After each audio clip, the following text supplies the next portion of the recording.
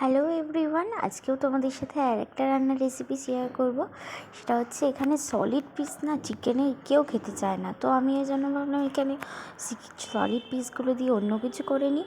তো তাই জন্য আমি এখানে কিমার মতন করে ছোটো ছোটো করে কেটে নিয়েছি চিকেনগুলোকে, তোমরা দেখতেই পাচ্ছ। আমি একটা বাটির মধ্যে ভালো করে টক দইটা ফাটিয়ে নিয়েছি, আর এখানে আমি লঙ্কার গুঁড়ো প্যাকেট কাটছিলাম, তো ওর মধ্যে থেকে পড়ে গেছে, তাই জন্য তারপরে আমি এখানে একটু হলুদ গুঁড়ো, একটু জিরের গুঁড়ো, দেন তারপরে একটু ধনের গুঁড়ো, লঙ্কার গুঁড়ো, দু রকম লঙ্কার গুঁড়ো দিয়েছিলাম, আমি কাশ্মীরি লঙ্কার গুঁড়ো দিয়েছিলাম, আর এখানে হচ্ছে রেড চিলি পাউডারও দিয়েছিলাম, দুটোই আমি এখানে দিয়েছিলাম। আর দিয়েছিলাম হচ্ছে সামান্য পরিমাণে একটু নুন, আর দিয়েছিলাম হচ্ছে একটু মিষ্টি। দেন এটাকে ভালো করে এরকম মিক্সড করে নিয়ে তারপর এর মধ্যে চিকেনগুলো দিয়ে ভালো করে এটাকে ম্যারিনেট করে নিতে হবে, ভালো করে যাতে মাংসের গায়ের মধ্যে পুরো মশলাগুলো লেগে যায়। তো আমার এটা মিক্স করা হয়ে গেছে, এবারে আমি এটাকে 10-15 মিনিটের জন্য রেখে দেবো। যতক্ষণ রাখতে পারবো ততক্ষণই ভালো, মিনিমাম 1 ঘন্টা রাখাটা ঠিকঠাক, বাট আমার হাতে অত টাইম নেই, তাই জন্য আমি এটাকে 10-15 মিনিটের জন্য ঢাকা দিয়ে রেখে দিয়েছিলাম। দেন আমি এখানে বাকি সবজিগুলো কেটে নিয়েছিলাম, যেমন রসুন, পেঁয়াজ এতগুলো লাগেনি আমার, একটা বড় ক্যাপসিকাম আর টমেটো, আর এখানে আমার ঘরে অল্প কটা কাজু ছিল, ওই কাজু দিয়েই দিয়ে দিয়েছিলাম, আর দোকানে যেতে ইচ্ছাও করছিল না, তাই জন্য। তো এখানে আমি সব কেটে নিয়েছি, আর হ্যাঁ পেঁয়াজ, টমেটো আর এই আদা তো নেই, রসুন আর লঙ্কা এগুলো একটু বড় বড় করে কেটেছি, কারণ এগুলো পেস্ট করব বলে, তাই। আর ওগুলো একটু ছোটো ছোটো, যেহেতু ওগুলো ভাজা হবে, তাই জন্য। তো চল তোমরা পুরোটাই দেখতে পাবে, তোমাদেরকে পুরোটাই দেখাচ্ছি। তারপরে আমি একটু কড়াইতে গরম করে নিয়ে দেন ওর মধ্যে একটুখানি তেল দিয়ে দিয়েছিলাম, যেহেতু ওই মশলাগুলো ভাজা হবে। তো প্রথমে আমি একটু পেঁয়াজ দিয়ে দিলাম, পেঁয়াজটা একটু লাল লাল করে ভাজা হবে, ভাজতে হবে। দেখো আমি একটু লাল লাল করে ভাজলে ব্রাউন ব্রাউন যখন হয়ে আসবে, তখন ওর মধ্যে টমেটোগুলো দিয়ে দিলেই হয়ে যাবে। তো এই যে দেখো এখানে কিন্তু লাল লাল হয়ে গেছে পেঁয়াজগুলো। এবারে আমি এর মধ্যে টমেটোগুলো দিয়ে দেবো, যেগুলো বড় বড় করে কিউব করে কাটা, সেই টমেটোগুলো দিয়ে দেবো। তো এই দুটো যখন আর একটু ভালো করে ভাজা ভাজা হয়ে যাবে, দেন তারপরে আমি ওর মধ্যে দিয়ে দেবো গোটা যে রসুন আর লঙ্কা যেটা ছিল সেটা, এই যে দিয়ে দিলাম। তো এই দুটো যখন ভাজা ভাজা হয়ে যাবে, দেন সবগুলো যখন ভাজা হয়ে যাবে, তারপর আমি এর মধ্যে দিয়ে দেবো হচ্ছে কয়েকটা কাজু। যেহেতু আমার ঘরে কাজু ছিল না বেশি, ওই কটাই ছিল, আমি তো এই কটাই দিয়েছি।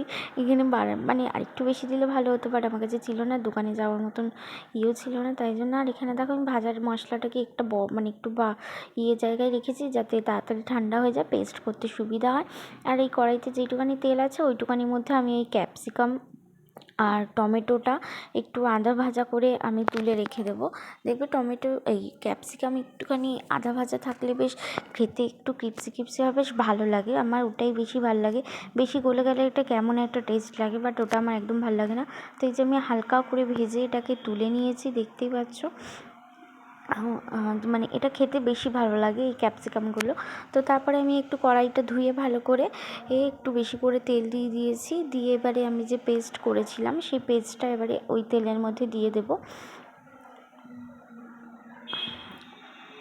এই যে আমি পেস্টটা পুরো দিয়ে দিলাম তেলের মধ্যে, দেখতেই পাচ্ছ তোমরা। আর ফট করে বুঝতে পারিনি যে এরকম হবে, আমি ভয় পেয়ে গেছিলাম প্রথমের দিকে।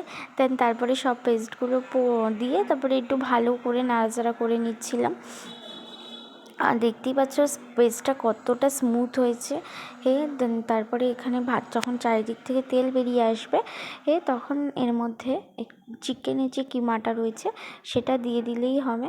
দিয়ে তারপরে এটাকে ভালো করে মিক্সড করে নিতে হবে। আর হ্যাঁ, তোমরা যদি নুন বেশি বা কম খাও, এখানে তোমরা নুন অ্যাড করে দিতে পারো। আমি পরে দেখলাম যে নুনটা আমার একটু কম হয়েছে, দেন পরে আমি আবার নুন অ্যাড করে দিয়েছি।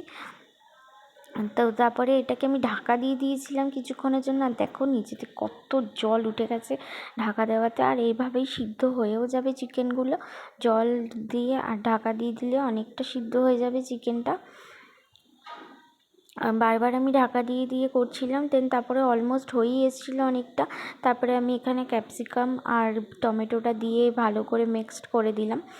যেহেতু বললামই যে ক্যাপসিকামটা আমি বেশি মানে বেশি ওভার কুক করবো না, তো ওই জন্য একদম লাস্ট পর্যায়ে দিয়েছিলাম এটা। তারপর লাস্ট দিয়েছিলাম একটু কাসুরি মেথি।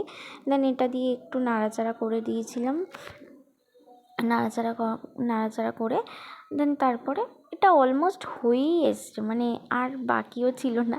দেখো তোমরা কালারটা কত সুন্দর এসছে, মানে পুরো তেল বেরিয়ে এসছে। তো এই যে দেখো আমার কিন্তু হয়ে গেছে একদম।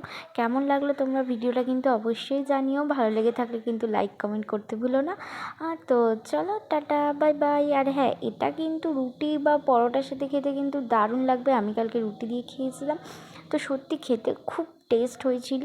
তো তোমরা যদি মানে তোমাদের যদি ভালো লেগে থাকে তাহলে কিন্তু অবশ্যই জানিও। Tata bye bye, thank you.